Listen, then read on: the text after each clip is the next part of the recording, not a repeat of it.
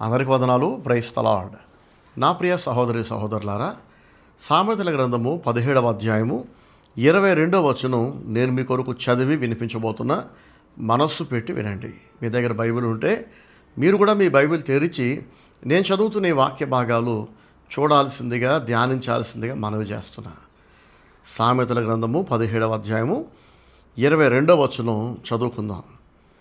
సంతోషము గల మనస్సు ఆరోగ్య కారణము, నలిగిన మనస్సు ఎముకలను ఎండిపోజేయును.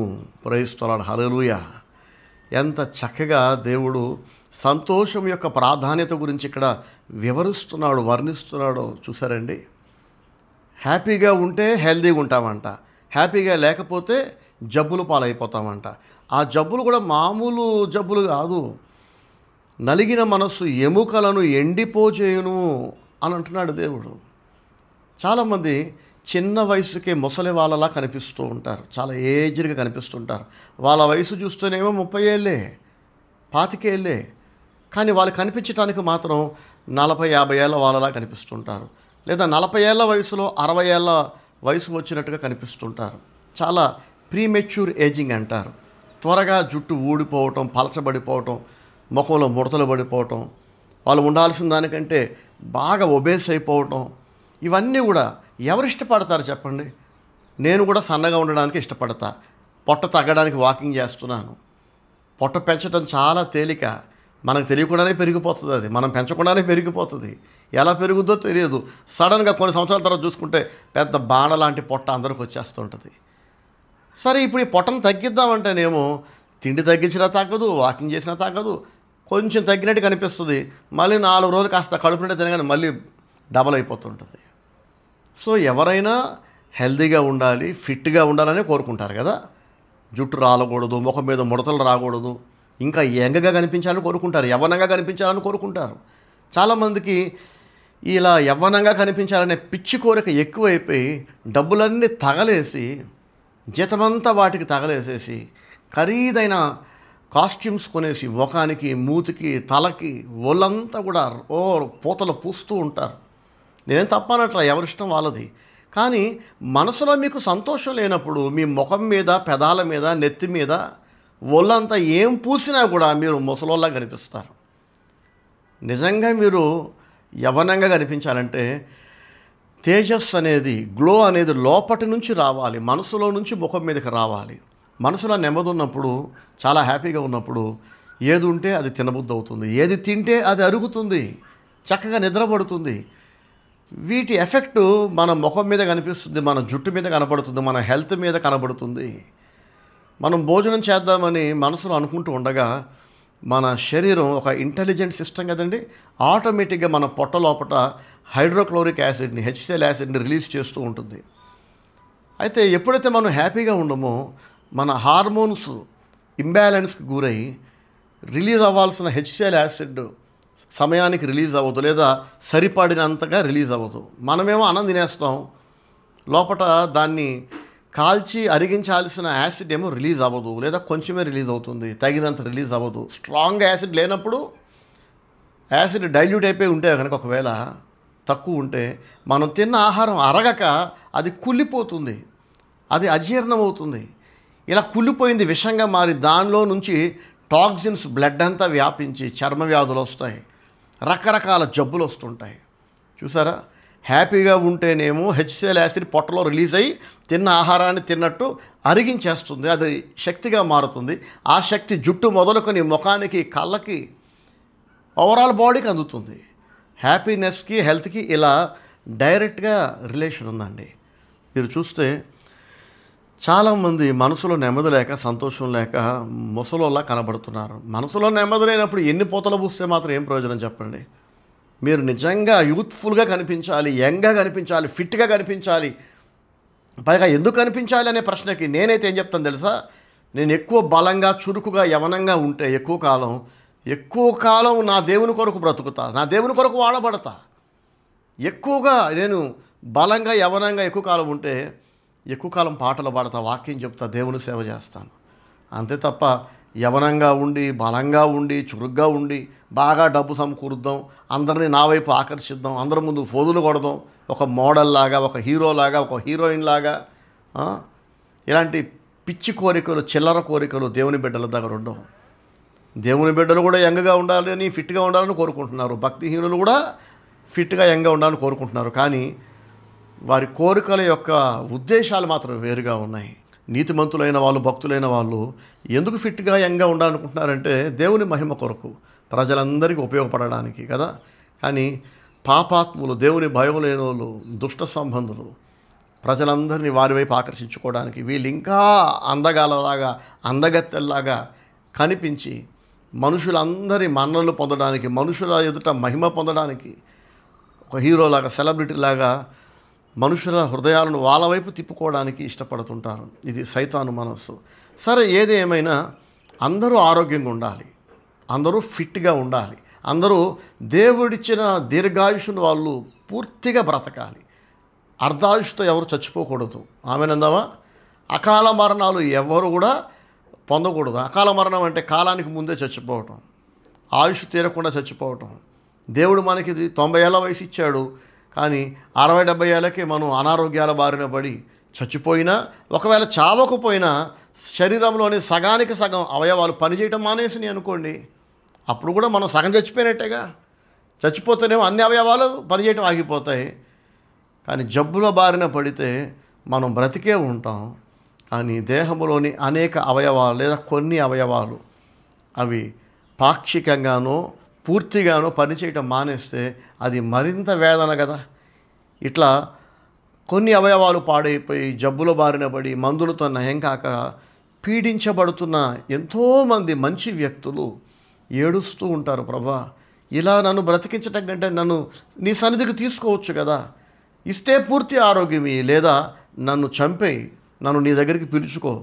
ఎందుకు శరీరంలోని సగం అవయవాలు పాడైపోయి అవి నాకు సహకరించక, మందులకి పని చేయక నేను భారము మోసుకుంటూ వెళ్తున్నట్టుంది, నా శరీరాన్ని ఈడ్చుకుంటూ వెళ్తున్నట్టుంది, నా దేహమే నాకు గుదిబండగా మారిపోయింది ప్రభు, నా అవయవాలను అవి కోసి పారేయలేక, అవి స్వస్థత లేక అని ఏడుస్తుంటారు. అయితే ఈరోజు మీకు చెప్తున్నా, సంతోషంగా ఉంటే 99% మీకు అసలు జబ్బులు రావంట. ఇది నేననటం కాదు, దేవుని వాక్యంలో దేవుడే అంటున్నాడు. మనం బాధగా ఉన్నప్పుడు కార్టిసాల్ అనే హార్మోన్ రిలీజ్ అవుతుంది. చాలామందికి ఈ విషయం తెలీదు. ఇది స్ట్రెస్ హార్మోన్. ఎక్కువ కృంగిపోయినప్పుడు, ఎక్కువ కాలం పాటు కృంగిపోతూ ఉన్నప్పుడు, ఎక్కువ కాలం పాటు డిప్రెషన్లో ఉన్నప్పుడు కార్టిసాల్ హార్మోన్ అనేది బాగా ఉత్పత్తి అయిపోతుంది, రిలీజ్ అయిపోతుంది బాడీలో. ఈ కార్టిసాల్ హార్మోన్ అనేది ఏం చేస్తుందంటే ఇన్సులిన్ అనే మరో హార్మోన్ని రిలీజ్ చేస్తుంది. ఇన్సులిన్తో పాటు హై షుగర్ లెవెల్స్కి కారణమవుతుంది. షుగర్ లెవెల్స్ బాగా స్పైక్ అయిపోవడానికి కారణమవుతుంది. అలా పెరిగిపోతుంటాయి. కొంతమంది బాధపడుతుంటారు చూడండి, అసలు ఏమి తినకపోయినా షుగర్ పెరిగిపోతుంది బ్రదర్. ఇంత అన్నం తిన్నా కూడా, ముడిబియ్యం తిన్నా, మిల్లెట్స్ తిన్నా, ఒక్క ఇడ్లీ తిన్నా 400కి వెళ్ళిపోతుంది షుగరు, మందులతో కంట్రోల్ అవ్వట్లేదు అని బాధపడుతుంటారు. ఏంటి సంగతి అంటే వీళ్ళు తిన్నందుకు షుగర్ పెరగటం కాదు, వీళ్ళు డిప్రెషన్లో ఉన్నారు. మనసులో ఏదో వేదన, ఏదో బాధ వీళ్ళని కృంగదీస్తుంది. ఆ డిప్రెషన్ కారణంగా కార్టిసాల్ అనే హార్మోన్ రిలీజ్ అయ్యి, ఈ హార్మోను షుగర్ లెవెల్స్ బాగా స్పైక్ అవ్వడానికి కారణమవుతుంది, బాగా బీపీ పెరిగిపోవడానికి కారణమవుతుంది. ఆ పెరిగిపోతున్న షుగర్ లెవెల్స్ని కంట్రోల్ చేయడానికి ప్యాంక్రియాస్ ట్రిగ్గర్ అయ్యి ఇన్సులిన్ రిలీజ్ చేస్తుంది. ఈ ఇన్సులిన్ ఏమో ఫ్యాట్ స్టోరింగ్ హార్మోన్. ఎంత ఇన్సులిన్ రిలీజ్ అయితే అంతగా బాడీలో ఫ్యాట్ స్టోర్ అవుతూ ఉంటుంది. సో ఎక్కడ స్టోర్ అవుతుంది? లివర్ దగ్గర ఫ్యాటీ లివర్ వచ్చేస్తుంది, పేగుల చుట్టూ, అలాగే అన్ని ఇంటర్నల్ ఆర్గన్స్ చుట్టూ, గుండె దగ్గర, గుండె లోపట, రక్తనాళాలలో, కిడ్నీలకు, లివర్కి, అన్నిటికీ ముఖ్యమైన కీలకమైన అన్ని అవయవాలు కొవ్వు చేత కప్పబడి ఏదో ఒకరోజు హార్ట్ అటాక్ వస్తుంది, బ్రెయిన్ స్ట్రోక్ వస్తుంది, రక్తం సరఫరా సరిగ్గా లేక నరాలలో కూడా కొవ్వు చేరుకుపోయి చనిపోతూ ఉంటారు, లేదా అనేక జబ్బులకు దారితీస్తుంటుంది. చూసారా, దేవుని వాక్యంలో దేవుడు ముందుగానే ఎంతో కరెక్ట్గా ఎలా రాయించాడో. సామెతలు 17:22లో ముందే దేవుడు చెప్పాడండి, సంతోషము గల మనస్సు ఆరోగ్య కారణము. ప్రైజ్ ది లార్డ్, హల్లెలూయా. మీకు ఆరోగ్యం కావాలంటే మీరు హ్యాపీగా ఉండాలి. నలిగిన మనస్సు ఎముకలను ఎండిపోచేయును. ఎముకలు మనకి కనబడతాయా? ఎక్కడో లోపల ఉంటాయి కదా. ఇంతసేపు నేను చెప్పింది ఏంటి? నలిగిపోయిన మనస్సు ఉంటే, డిప్రెషన్లో ఉంటే, కృంగిపోయి ఉంటే, బాధలో ఉంటే ముఖము శరీరము ముసలితనం త్వరగా వచ్చేస్తుంది, ముసలిలా కనబడతారని చెప్పుకున్నాం. బయటికి కనిపించే చర్మము మాత్రమే కాదు, జుట్టు మాత్రమే కాదు, దేవుని వాక్యం అంటుంది నలిగిన మనస్సు ఎముకలను ఎండిపోజేయునట. ఎముకలు ఎక్కడో డీప్ ఇన్ ద బాడీ ఉంటాయి కదా, అవి కూడా ఎండిపోతూ ఉంటాయి. అంటే వృద్ధాప్యం మనకి మీద పడ్డప్పుడు మనకు తెలియకుండానే కొన్ని సెంటీమీటర్స్తో మొదలై కొన్ని అంగుళాల వరకు మనం లైట్గా ఇలా బెండ్ అవుతాం. 6 అడుగులు ఎత్తున్న వ్యక్తి ముసలితనంలో ఒక 2-3 అంగుళాల పాటు ఇలా బెండ్ అవుతాడు, హైట్ తగ్గుతుంది. ఏంటంటే బాడీలోని స్కెలిటన్ దగ్గర మార్పులు చేర్పులు వస్తాయి, లైట్గా బెండ్ అవుతారు. సో ముసలితనంలో వృద్ధాప్యం మీద పడ్డాక, వయసు మీద పడ్డాక అప్పుడు ఎముకలు బలహీనం అయిపోయి అవి కుచించుకుపోయి లైట్గా బెండ్ అయితే పర్వాలేదు. కానీ చిన్న వయసులోనే చాలామంది లోపటనున్న ఎముకలు బదులుకొని బయట స్కిన్, తల మీద ఉన్న జుట్టు, గోర్లు, సమస్తము లోపల ఉన్న ఇంటర్నల్ ఆర్గన్స్ కూడా వాటి పనితీరు కుంటుపడిపోతూ ఉంటుంది, స్లోగా తగ్గిపోతుంటుంది, అవి సరిగ్గా పనిచేయవు. సో మనం ఎప్పుడూ హ్యాపీగా ఉండాలి. వినడానికి చాలా బాగుంది, ఎవరికి మాత్రం హ్యాపీగా ఉండబుద్ధి కాదు చెప్పండి? అందరికీ ఎప్పుడూ హ్యాపీగా ఉండాలని అనిపిస్తుంది. కానీ సాధ్యమా? చాలామంది అంటూ ఉంటారు, నాకున్న ఫైనాన్షియల్ ప్రాబ్లమ్స్ వల్ల నేను హ్యాపీగా లేనన్నా, చేతి నిండా డబ్బు ఉంటే నేను హ్యాపీగా ఉంటా అని అంటారు. కొంతమంది ఏమో జబ్బుల కారణంగా నేను హ్యాపీగా లేము, ఎన్ని మందులు వాడినా తగ్గట్లేదు, దేవుడు హెల్త్ ఇస్తే హ్యాపీగా ఉంటాం, పిల్లలకి పెళ్ళి అయిపోతే హ్యాపీగా ఉంటామని కొంతమంది, నా పిల్లలు చదువులు పూర్తయిపోయినాయి, మంచి జాబ్ వస్తే చాలు, ఇలా ఎవరి రిక్వైర్మెంట్స్ వాళ్ళకు ఉంటాయి. పెళ్ళి అయిపోయింది, పిల్లలు లేరని మరి కొంతమంది, అన్నీ ఉన్నాయి కానీ సొంత ఇల్లు లేదని ఇంకొంతమంది. మేము కోరుకుంది మాకు దక్కితే, మా అవసరాలు తీరితే మేము హ్యాపీగా ఉంటామని. కొంతమంది అయితే వాళ్ళకి దేవుడు అన్నీ ఇచ్చినా కూడా ఇంకెవరి మీదో పడి ఏడుస్తూ ఉంటారు, వాళ్ళని దేవుడు నాశనం చేస్తే మేము హ్యాపీగా ఉంటాం. వాళ్ళు పచ్చగా ఉన్నంత వరకు మేము ఏడుస్తూనే ఉంటాం, మేము కుమిలిపోతూనే ఉంటాం, మేము డిప్రెషన్లోకి వెళ్తాం, మేము సరిగ్గా తిండి తినము, మేము పడుకోము. దేవుడు మాకు ఎన్ని ఇచ్చినా మాకు తృప్తి ఉండదు. మాకు ఇచ్చిన దేవుడు మాకు మాత్రమే ఇస్తే బాగుండును, కానీ అదిగో వాళ్ళకు కూడా ఇస్తున్నాడు. నీకు ఎక్కువే ఇచ్చాడు కదరా వాళ్ళకంటే, అంటే నాకు ఎక్కువ ఇచ్చినా సరే వాడికి అసలు ఉండకూడదు, వాడికి 0 ఉండాలి, వాడు అడుక్కు తినాలి, వీధిన పడాలి, కేర్ ఆఫ్ ప్లాట్ఫామ్ అవ్వాలి, త్వరగా చచ్చిపోవాలి, త్వరగా ముసలోళ్ళు అయిపోవాలి, దేశదమ్మరులాగా ఊర్లు పట్టుకొని చినిగిపోయిన బట్టలతో తిరగాలని ఇంకెవరి మీదనో ఏడుపు, ఇంకెవరి మీదనో అసూయ. వీళ్ళు హ్యాపీగా ఉండరు. వీళ్ళ అన్హ్యాపీనెస్కి కారణం వీళ్ళకి డబ్బు లేకపోవటం కాదు, ఆరోగ్యం లేకపోవటం కాదు, వీళ్ళకి ఏమేం కావాలో, ఒక సగటు మానవుడు హ్యాపీగా బతకడానికి ఏం కావాలో దేవుడు అన్నీ ఇస్తే కూడా ఇంకా వాళ్ళు అన్హ్యాపీగా ఉన్నారంటే, ఇంకా వాళ్ళు కృంగిపోతున్నారంటే, ఇంత చెప్పుకున్నాం కదా, అసూయ, ఏడుపు, కారణము లేని కోపము, పగ, ఈర్ష. ఎందుకు ఇవన్నీ ఉన్నాయంటే వాళ్ళు దేవుని బిడ్డలు కాదు. సో డబ్బు లేకపోతే హ్యాపీగా ఉంటా అనే వాళ్ళందరూ వీళ్ళని చూడండి, వీళ్ళకి డబ్బు ఉంది కానీ వీళ్ళు హ్యాపీగా లేరు. డబ్బుకి సంతోషానికి సంబంధం లేదని దేవుని వాక్యం అంటుంది. ఆస్తిపాస్తులకి సంతోషానికి సంబంధం లేదంట. ఎవడు దేవుని యందు భయభక్తులు కలిగి జీవిస్తాడో వాడికి సంతోషం అనే ఒక గొప్ప బహుమానాన్ని దేవుడు ఇస్తున్నాడు. దేవుడు మాత్రమే ఇవ్వగలిగిన అరుదైన కొన్ని ఆశీర్వాదాలలో అతి ముఖ్యమైనది సంతోషము, మనశ్శాంతి. చూడండి ఒకసారి 16వ కీర్తన 11వ వచనం చదువుతున్నా. నీ సన్నిధిని సంపూర్ణ సంతోషము కలదు, నీ కుడి చేతిలో నిత్యము సుఖములు కలవు. ప్రైజ్ ది లార్డ్, హల్లెలూయా. ఒక పాట కూడా ఉంది, నీ సన్నిధిలో సంపూర్ణమైన సంతోషము కలదు, నీ సన్నిధిలో సంపూర్ణమైన సంతోషము కలవు. హల్లెలూయా, ప్రైజ్ ది లార్డ్. నీ సన్నిధిన సంపూర్ణ సంతోషము అంటే perfect Joy is in the presence of the lord. మన అందులో కూడా అసంపూర్ణమైన సంతోషం కాదు. అసంపూర్ణమైన సంతోషం అంటే ఏంటి? డబ్బు బాగా ఉంది, ఒకేసారి ఎక్కువ డబ్బు ఉంది, ఫుల్ హ్యాపీగా ఉంటాం, డబ్బు తగ్గిపోయింది, మళ్ళీ డల్ అయిపోయాం, మళ్ళీ ఏడుస్తారు అన్నాం. ఎరా నిన్న హ్యాపీగా ఉన్నావు కదా, ఇప్పుడు ఏ మాయరోగం వచ్చింది, ఎందుకు అలా ఏడుపు ముఖం వేసుకుని తిరుగుతున్నావు అని అంటే డబ్బులు అయిపోయినాయి. డబ్బులు ఉన్నప్పుడు కొంతమంది చూడండి ఎగిరెగిరి పడుతుంటారు, పెద్ద చిన్న ఉండదు, ఇంకా చెప్తే వినరు, ఆపితే ఆగరు. ఆ డబ్బంతా మట్టిపాలు చేసుకోకండి అమ్మా అంటుంటే ఇక నేను చెప్పింది వినదు. ఇంకా ఆ డబ్బు మొత్తం నాశనం చేసుకొని మొత్తం ఖర్చు చేసేసి అప్పటికప్పుడు ఇన్స్టెంట్గా ఆ డబ్బు అంతా ఖర్చు అయిపోవాలి, అప్పుల పాలు అయిపోవాలి, శక్తికి మించిన వడ్డీలు కట్టుకుంటూ జీవితాన్ని నాశనం చేసుకోవాలి. అప్పుడు కానీ మళ్ళీ నాకు ఫోన్ చేయరు, నేను చెప్పింది వినరు. అప్పుడు వింటారు, మళ్ళీ చెప్పేదంతా వింటారు,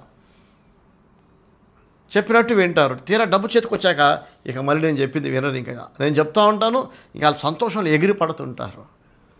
చాలామంది డబ్బు ఉంటే హ్యాపీగా ఉంటారు, డబ్బు పోతే డల్ అయిపోతారు. బంధువులు, ఫ్రెండ్స్ అందరూ వీళ్ళని ప్రేమిస్తుంటే చాలా హ్యాపీగా ఉంటారు. కానీ మనుషులు ఎల్లప్పుడూ ఒకలా ఉండరు కదా, రోజుకు ఒకలా మారుతుంటారు, పూటకు ఒకలా మారుతుంటారు. సో నిన్న ప్రేమగా ఉన్నవాడు ఇవాళ ఎందుకు ప్రేమించట్లేదో, ఎందుకు మొహం మార్చుకున్నాడో, ఎందుకు ద్వేషిస్తున్నాడో, ఎందుకు దూరం అయిపోయాడో తెలియదు మనకి. ఇప్పుడు ప్రేమగా ఉన్న వాళ్ళు రేపు కూడా ప్రేమగా ఉంటారో లేదో తెలియదు మనకి. మనుషుల మనస్సు మారిపోయినంత వేగంగా ఈ లోకంలో ఇంక ఏదీ మారదు. కాబట్టి ఎవరో మనతో ప్రేమగా ఉన్నారంటే అది చూసి మురిసిపోకండి, అది శాశ్వతం కాదు. మనుషులను నమ్ముకోవడం బుద్ధిహీనత అన్నాడు దేవుడు, మనుషులపైన ఆధారపడద్దు అన్నాడు దేవుడు. కానీ చాలామంది బుర్ర తక్కువ మనుషులు డబ్బుంటే హ్యాపీగా ఉంటారు, మనుషులందరూ ప్రేమ కూడా హ్యాపీగా ఉంటారు. ఎప్పుడైతే వాళ్ళు మనుషులు కనుక మరి వాళ్ళ ప్రేమ మారిపోతుంది, మనతో ఉన్న వాళ్ళ బంధం తెగిపోతుంది, వెంటనే వీళ్ళు డల్ అయిపోతారు. ఇది సంపూర్ణమైన సంతోషం కాదు. డబ్బు ఉన్నా లేకపోయినా మనం హ్యాపీగా ఉంటేనే అది పర్ఫెక్ట్ హ్యాపీనెస్. మనుషులు ఎవరైనా మనతో ఉన్నా అందరూ విడిచిపెట్టి కట్టగట్టుకొని ఒక టీంలా ఫామ్ అయ్యి మనల్ని ఒంటరిగా వెలివేసి వెళ్ళిపోయినా కూడా అప్పుడు కూడా మనం సింహంలాగా ధైర్యంగా ఉంటే అది నిజమైన హ్యాపీనెస్ కదా. మన సంతోషాన్ని ఏది కూడా దొంగిలించలేనంత రాక్ సాలిడ్గా, సేఫ్గా, సెక్యూర్గా ఉండాలి. ఒకసారి డబ్బు లాక్కెళ్ళిపోతుంది సంతోషాన్ని, ఒకసారి బంధువులు లాక్కుపోతున్నారు, ఒకసారి అన్నదమ్ములు లాక్కుపోతున్నారు, ఒకసారి రోడ్డు మీద ట్రాఫిక్లో ఎవరితోటో చిన్న కిరికిరి అయితే అప్పుడు హ్యాపీనెస్ కోల్పోయి, పక్కింటోళ్ళు ఏదో అంటే అప్పుడు డల్ అయిపోయి, కొలీగ్స్ వల్ల కొన్నిసార్లు డిస్టర్బ్ అయిపోయి, ఎప్పుడు ఎవరో ఒకరి వలన ఏదో ఒక కారణంతో మనం డిస్టర్బ్ అవుతూ ఉంటే, సంతోషాన్ని పోగొట్టుకుంటూ ఉంటే, how is such a happiness called perfect happiness చెప్పండి? అలాంటి సంతోషము సంపూర్ణమైన సంతోషమని అనగలమా? అయితే సంపూర్ణమైన సంతోషము దేవుని సన్నిధిలో ఉందంట, దేవుని దగ్గర ఉంది. దేవుడిచ్చే దానిని మనం మనుషుల దగ్గర వెతికితే ఎలా దొరుకుతుందండి? విశాఖపట్నంలో సముద్రం ఉంది, బీచ్ ఉంది. మనం హైదరాబాద్లో బీచ్ కొరకు వెతికితే ఆటో ఎక్కి బీచ్కి పట్టుకెళ్ళి అన్నాం అనుకోండి, ఆడు పండగ చేసుకుంటాడు, కూర్చోమని చెప్పి తిప్పుతాడు, ఊరంతా తిప్పుతాడు. హైదరాబాద్లో బీచ్ లేదు, లేని బీచ్ కొరకు నువ్వు పరిగెడితే అది నీ వెర్రితనం, నీ పిచ్చితనం, నీ బుద్ధిహీనత, నీ అజ్ఞానం, నీ తెలివి తక్కువతనం, నీ అమాయకత్వం. బీచ్ కావాలంటే వైజాగ్ వెళ్ళాలి, చెన్నై వెళ్ళాలి, ఎక్కడ బీచ్ ఉందో ఆ ఊరు వెళ్ళాలి కదా. సంతోషము దేవుని దగ్గర మాత్రమే ఉన్నది. మనసు పెట్టి వినండి, చెవులు నిక్కబొడుచుకొని వినండి. దేవుణ్ణి కలిగిన వాళ్ళు మాత్రమే సంతోషంగా ఉంటారు. దేవుని యందు భయభక్తులు కలిగి ఆయన వాక్యానికి లోబడి బ్రతుకుతున్న వాళ్ళకి మాత్రమే మనశ్శాంతి అనే ఒక బహుమానం దేవుడు ఇస్తున్నాడు. ఇది డబ్బుతో మనం కొనలేనిది. డబ్బు ఉన్నవాడు అందరికీ సంతోషం లేదు ఈనాడు. డబ్బు కలిగి ఉండి కూడా చాలా ఆస్తిపాస్తులు ఉన్న ధనవంతులు ఎంతోమంది నెమ్మది లేక ఏడుస్తున్నారు, దుఃఖిస్తున్నారు, నిద్ర లేని రాత్రులు గడుపుతున్నారు. నిద్ర కోసం డాక్టర్ల చుట్టూ తిరుగుతున్నారు. డాక్టర్ మొన్నటిదాకేస్తున్న స్లీపింగ్ ట్యాబ్లెట్లు పని చేయట్లా, కొత్త పవర్ ఇవ్వండి, కొత్త పవర్ పెంచండి, ఇంకా కొత్త స్లీపింగ్ ట్యాబ్లెట్లు ఇవ్వండి అని. కాబట్టి దేవుడి దగ్గర దొరికేది మనుషుల దగ్గర దొరకదు, డబ్బు పెట్టి కొనలేము. నీ సన్నిధిని సంపూర్ణ సంతోషము కలదు, నీ కుడి చేతిలో నిత్యము సుఖములు కలవు. ప్రైస్తలాడు, హల్లెలూయా. నువ్వు సుఖపడాలనుకుంటే దేవుని దగ్గరికి రా, నీ హృదయాన్ని దేవునికి ఇచ్చేసే, నీ లైఫ్ని దేవునికి ఇచ్చేయి. నీకు నచ్చినట్టు కాదు, నీకు ఎలా అనిపిస్తే అలా కాదు, నీకు కుదిరినట్టు వీలైనట్టు కాదు, దేవుడు చెప్పినట్టు బ్రతుకు. రెగ్యులర్గా సండే వర్షిప్ కలిగి ఉండు. నీ సంఘ కాపరి యొక్క గైడెన్స్లో ఇంకా భక్తిగా మారు, ఇంకా దేవునికి లోబడు, ఇంకా ఆత్మీయంగా ఎదిగి ఫలించు. నువ్వు 365 రోజులు హ్యాపీగా ఉంటావు. కొంతమంది బైబిల్ చదవరు, ప్రార్థన చేయరు. ప్రార్థన చేయండి బ్రదర్, నేను హ్యాపీగా ఉండాలని, నాకు దేవుడు నెమ్మది ఇవ్వాలని అంటుంటారు. సంతోషాన్ని ఇచ్చే దేవుని దగ్గరకు వీళ్ళు రాకుండా నన్ను ప్రార్థన చేయమంటే నేను ప్రార్థన చేస్తే మీకు ఎట్లా సంతోషం వస్తుంది? కొంతమంది బైబిల్ చదువుతారు, సండే వర్షిప్ వీళ్ళకు ఉండదు, వీళ్ళు ఎప్పుడూ హ్యాపీగా ఉండరు. కారణం ఏంటంటే బైబిల్ చదవమని దేవుడు ఆజ్ఞాపించాడు. యెహోవా ధర్మశాస్త్రమునందు ఆనందించుచు దివారాత్రము దానిని ధ్యానించువాడు ధన్యుడు అన్నాడు దేవుడు. పైగా అతను ఎలా ఉంటాడట? నీటి కాలువల దగ్గర నాటబడ్డ చెట్టులా ఉంటాడంట, ఫలించే వృక్షంలా ఉంటాడంట, ఆకు వాడకుండా ఎప్పుడు పచ్చగా ఉంటాడంట. సంవత్సరం పొడుగునా బైబిల్ చదవండి, దేవుని గురించి నా జ్ఞానం మీకు పెరుగుతుంది, మీరు దేవునికి దగ్గర అవుతారు. దేవుడు మీతో మాట్లాడితే మీరు గ్రహిస్తారు. దేవుడు మాట్లాడితే ఎలా ఉంటుందో మీకు అర్థమవుతుంది. బైబిల్ చదవకుండా, ప్రార్థన చేయకుండా, ప్రార్థన చేయండి బ్రదర్, ప్రార్థన చేయండి బ్రదర్ అంటే ఎవరు ప్రార్థన చేసినా మీకు ఎట్లా మనశ్శాంతి వస్తుంది? చేయాల్సినవి చేయాలి కదా. సండే వర్షిప్ అది ఒక ఆప్షన్ కాదు. చేస్తే చేయండి అనలేదు దేవుడు, నువ్వు చేసి తీరాలి. నువ్వు చేయకపోతే నువ్వు అవిధేయుడివి, అవిధేయురాలివి, నువ్వు భక్తిహీనురాలివి. సంఘ ఆరాధన లేని వాళ్ళు మిగతా విశ్వాసులతో, విశ్వాసుల కుటుంబాలతో కలిసి, మీ కుటుంబము మీరు కలిసి వాళ్ళతో కలిసి మెలిసి ఏక మనస్సుతో కలిసి దేవుణ్ణి ఆరాధించకపోతే మీకు క్రీస్తు శరీరములో పరలోక రాజ్యములో మీకు పాలు లేదు, మీకు భాగము లేదు. రీసెంట్గా ఒక వాక్యం కూడా అప్లోడ్ చేశాను యూట్యూబ్లో. నీవు క్రీస్తు శరీరములో భాగమై ఉన్నావా అనే టైటిల్తో పెట్టా. చూడండి, వాళ్ళు చూడండి. ఇంట్లో కూడా ఆరాధన చేసుకోవచ్చు, టీవీలో కూడా వాక్యం చూడొచ్చు అని చాలామంది సైతాను బోధనలను నమ్మి డైవర్ట్ అయిపోతున్నారు. లేదండి, సండే వర్షిప్ అనేది మస్ట్ అండ్ షుడ్. ఎంత ఎండాకాలమైన, ఎంత చలికాలమైన, ఎంత తుఫాను ఉన్నా సరే ఆరాధన నేను మానను, నా సంఘస్థులు ఎవరు మానరు.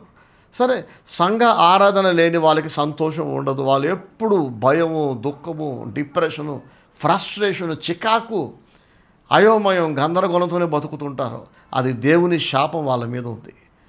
దేవుని ఆశీర్వాదం మన మీద ఉండాలంటే కనుక మనం దేవుని ఆజ్ఞలకు లోబడాలి. అవిధేయులం అయితే దేవుని ఆశీర్వాదం ఎలా ఉంటుంది చెప్పండి? కాబట్టి బ్యాప్టిజం తీసుకోవాలి, బైబిల్ చదవాలి, ప్రార్థన చేసుకోవాలి, కుటుంబ ప్రార్థన ఉండాలి, సంఘ ఆరాధన ఉండాలి. ఇవన్నీ ఉన్న తర్వాత వాక్యానుసారంగా బ్రతకాలి. కొలసీలకు రాసిన పత్రిక 3వ అధ్యాయము 15వ వచనం. క్రీస్తు అనుగ్రహించు సమాధానము మీ హృదయములలో ఏలుచుండనీయుడి, ఇందుకొరకే మీరొక్క శరీరముగా పిలువబడితిరి మరియు కృతజ్ఞులై ఉండుడి. ప్రైజ్ ది లార్డ్, హల్లెలూయా. ఒక్కొక్క పదాన్ని మనసు పెట్టి జాగ్రత్తగా వినండి. సమాధానాన్ని క్రీస్తు ఇస్తున్నాడట. క్రీస్తు అనుగ్రహించు సమాధానము మీ హృదయములలో ఏలుచుండనీయుడి. ఇంత చెప్పుకున్నాం కదా, నీ సన్నిధిలో సంపూర్ణ సంతోషం. ఆయన సన్నిధిలో దొరికేదాన్ని అక్కడ వెతకకుండా మనుషుల దగ్గర ఎతికితే, డబ్బు దగ్గర ఎతికితే ఎలా దొరుకుతుంది చెప్పండి? క్రీస్తు సమాధానాన్ని అనుగ్రహిస్తున్నాడు. సమాధానకర్త అనే బిరుదు యేసు ప్రభువుకు ఉంది.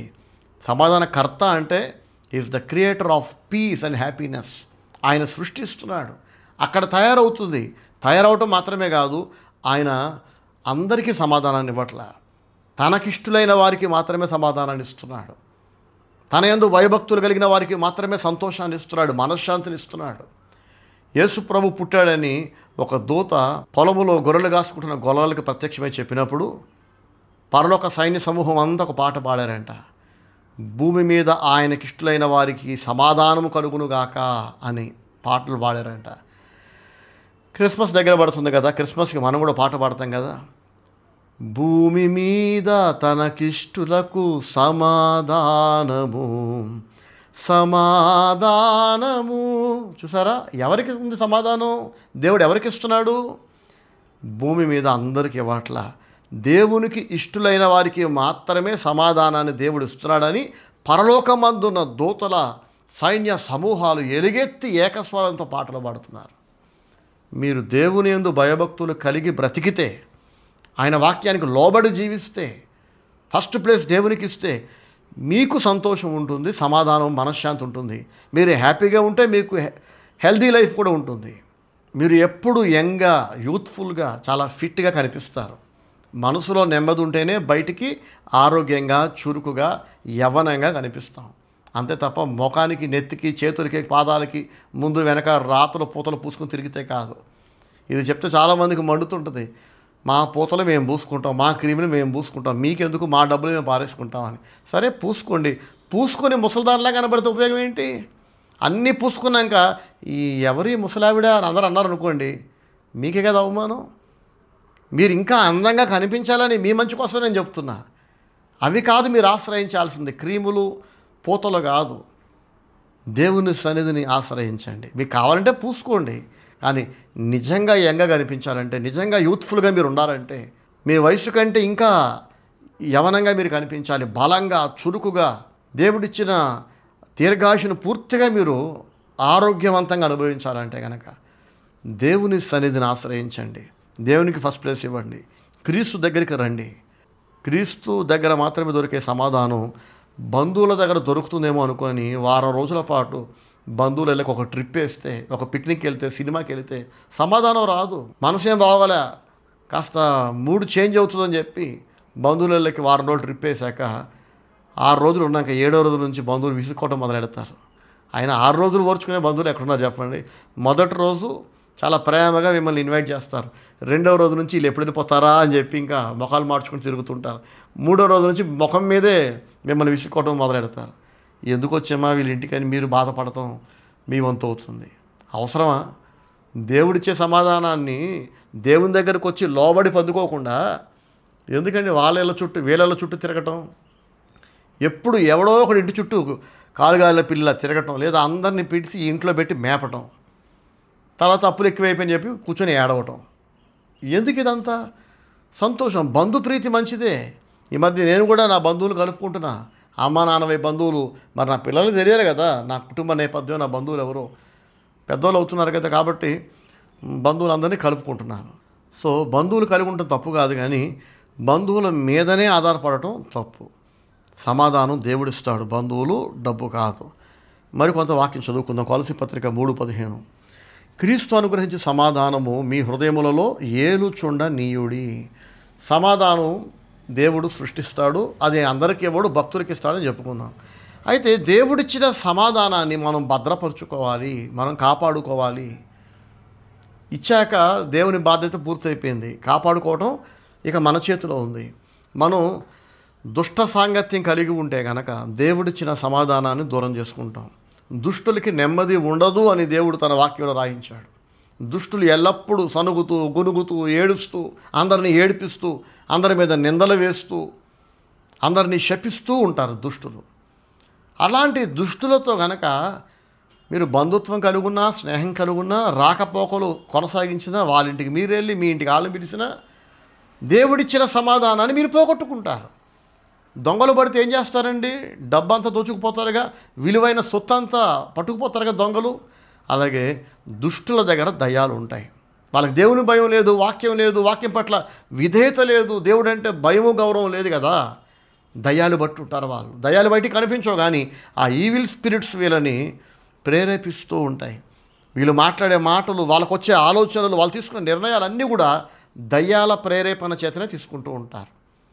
సో వాళ్ళతో మీరు సహవాసం, సాంగత్యం, బంధుత్వం, ఫ్రెండ్షిప్ కలిగి ఉంటే ఏమవుతుందంటే దేవుడిచ్చిన సమాధానాన్ని ఈ దురాత్మలు మీ నుండి తీసేస్తాయి. ఒక భక్తుడితో 10 నిమిషాలు మాట్లాడండి, మీరు ఇంకా భక్తిగా మారుతారు. చాలామంది అంటుంటారు, అన్నయ్య మీతో 10 నిమిషాలు మాట్లాడితే నా బాధలన్నీ మర్చిపోతున్నా, నాకెంతో ధైర్యం కలుగుతుంది, నెమ్మది అవుతుంది అన్నయ్య, చాలా సంతోషంగా అనిపిస్తుంది, మళ్ళీ బైబిల్ చదవాలని కోరిక కలుగుతుంది. పోయిన నెలలో మీతో మాట్లాడి వెళ్ళాక నేను దేవునికి క్షమాపణ అడిగి మళ్ళీ బైబిల్ చదవడం ప్రారంభించా. గంటల తరబడి బైబిల్ చదువుతున్నా, ప్రార్థన చేసుకుంటున్నా. ఇప్పుడు మెల్లమెల్లగా దేవుడు నాకు నెమ్మదిస్తున్నాడు, అన్ని సమస్యల నుంచి బయటపడుతున్నా అని చెప్పి చాలామంది చెప్తుంటారు. నేను భక్తుడిని గనక, దేవుడు నాతో ఉన్నాడు గనక, నాలో ఉన్నాడు గనక నన్ను కలిసినా, నాతో మాట్లాడినా మీకు నెమ్మది అవుతుంది. కానీ భక్తి లేని మనుషులను మీరు కలిస్తే ఏమవుతుందో తెలుసా? మీకున్న సమాధానం కూడా పోతుంది, మీరు పోగొట్టుకుంటారు ఖచ్చితంగా. ఇది ఆటోమేటిక్గా మాయమైపోతుంది. ఇంకా కొంతమంది నమ్మరు, మీరు ఎన్ని చెప్పినా మరి మాకు కావాల్సిన వాళ్ళండి, మా కులస్తులండి, మా బంధువులండి అని చెప్పి తగులుకుంటారు, వదులుకోరు. శాపగ్రస్తులతో మీరు కలిసి ఉంటే ఆ శాపం మీ నెత్తి మీద ఉంటుంది. తప్పు చేసింది ఎవరో కానీ కలిసి ఉన్న పాపానికి, వాళ్ళ పాపానికి వాళ్ళే పోతారులే, నాకేం సంబంధం లేదంటారు కొంతమంది తెలివి తక్కువగా. అంత లేదు. వాళ్ళ పాపానికి వాళ్ళే పోవటం కాదు, వాళ్ళ పాపానికి నువ్వు కూడా పోతావు. ప్రభు చిత్తమైతే మరొకసారి ఈ సందేశం కూడా రికార్డ్ చేసి అందిస్తా. ఎంతోమంది మంచి వాళ్ళు, వీళ్ళు ప్రేయర్స్లో ఉంటారు, భక్తిగా ఉంటారు, కానీ ఎప్పుడు దెబ్బతింటుంటారు, నాశనం అవుతుంటారు. చావు దెబ్బలు దెబ్బ మీద దెబ్బ తగులుతూ ఉంటాయి. ఏంటి సంగతి అంటే వీళ్ళేమో భక్తిగా ఉంటారు, భక్తిహీనుడైన మరొక వ్యక్తితోనో మరొక సహోదరుడితోనో సహోదరితోనో బంధుత్వమో సహవాసమో కలిగి ఉంటారు. ఆ భక్తిహీనులు వీళ్ళ ఇళ్ళకొచ్చి వెళ్ళినప్పుడల్లా వీళ్ళకి దరిద్రం చుట్టుకుంటూ ఉంటుంది. ఆ భక్తిహీనుల పైన ఈ భక్తులైన వాళ్ళు సహాయానికి ఆధారపడుతుంటారు, ఆశ్రయిస్తుంటారు. ఏమవుతుందో తెలుసా, ఆ భక్తిహీనులు చేసే సహాయం కంటే వాళ్ళ భక్తిహీనత వల్ల వీళ్ళు పోగొట్టుకునేది ఎక్కువ ఉంటుంది. వీళ్ళు నాశనం అవుతుంటారు. నన్ను వచ్చి అడుగుతుంటారు, అన్నయ్య మేము చాలా భక్తిగా ఉన్నాం కదా, చాలా ప్రేయర్ఫుల్గా ఉన్నాం కదా, ఎందుకు మాకు ఇలా ఎదురు దెబ్బలు తగులుతున్నాయంటే నువ్వు భక్తిగా ఉన్నావు, దేవుడు నీ భక్తిని మెచ్చి ఆయన నీకు సమాధానాన్ని ఇచ్చాడు, మనశ్శాంతిని ఇచ్చాడు. అయితే ఇటు ఏకకాలములో నువ్వు దేవుని బిడ్డలతో ఎలా కలుసున్నావో దయ్యం బిడ్డలతో కూడా ఈక్వల్గా కలుసున్నావు. కాబట్టి ఒకవైపు నుంచి పొందుకుంటున్నావు సమాధానాన్ని, ఆశీర్వాదాన్ని, ఇంకొక వైపు దుష్ట సహవాసం కలిగి ఉండడం వలన ఏకకాలంలో పోగొట్టుకుంటున్నావు. ఇటు నుంచి వస్తుంది, ఇటు పోతుంది. సో మీ హృదయములలో సమాధానాన్ని ఏలుచుండనీయుడి, క్రీస్తు అనుగ్రహించు సమాధానము మీ హృదయములలో ఏలుచుండనీయుడి. మీరు ఉండనిస్తే ఉంటుంది, మీరు వెళ్ళగొడితే వెళ్ళిపోతుంది. సమాధానాన్ని వెతికి వెంటాడమన్నాడు దేవుడు. కొంతమంది సమాధానాన్ని తన్ని తోలేస్తుంటారు. వెతికి వెంటాడటం అంటే ఏంటి? బంగారాన్ని వెతికినట్టు, దాచబడ్డ ధనాన్ని వెతికినట్టు ఆశగా శ్రద్ధగా వెతికితే అడిగేవాడికి ఇస్తా అన్నాడు, వెతికేవాడికి దొరుకుతుంది. కానీ తీరా అంత కష్టపడి సంపాదించుకున్నాక సమాధానాన్ని కొంతమంది పారేసుకుంటారు. ఇంతసేపు చెప్పుకున్నాం కదా, దుష్ట సాంగత్యంతో, సంఘ ఆరాధన లేక. దాని గురించి చదువుతున్నా, వినండి. తర్వాత వాక్యం అదే రెఫరెన్స్లో తర్వాత ముక్క కూడా చదువుకుందాం. క్రీస్తు అనుగ్రహించి సమాధానము మీ హృదయములలో ఏలుచుండనీయుడి, మీరు ఉండనివ్వాలి. తర్వాత ఇందుకొరకే మీరొక్క శరీరముగా పిలువబడితిరి. చూసారా, ఇందుకొరకేనంటే దేని కొరకు? సమాధానాన్ని పొందటం కోసము మీరు ఒక్క శరీరముగా పిలువబడితిరి. మీరు వేరే వ్యక్తి, మీది వేరే కుటుంబం, వేరే కులం, వేరే నేపథ్యం, వేరే పుట్టు పూర్వోత్తరాలు.